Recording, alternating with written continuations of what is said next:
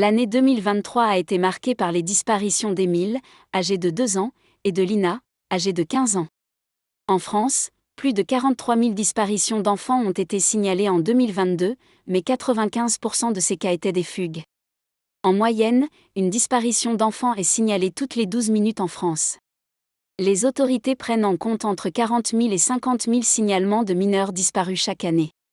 Il est important de relativiser ces chiffres, car la grande majorité des 43 202 cas enregistrés l'année dernière étaient dus à des fugues, 95%, selon un rapport publié par le numéro d'urgence officiel 116 000 enfants disparus, basé sur les données du ministère de l'Intérieur.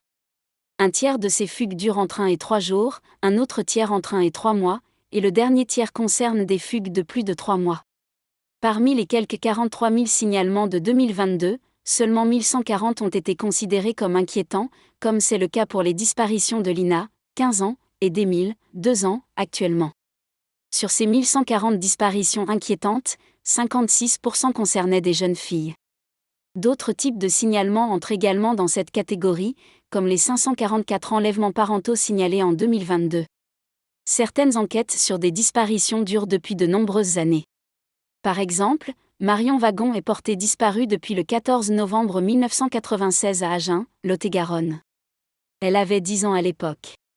Cette affaire est maintenant entre les mains du pôle Cold Case du parquet de Nanterre, Hauts-de-Seine, créé en mars 2022.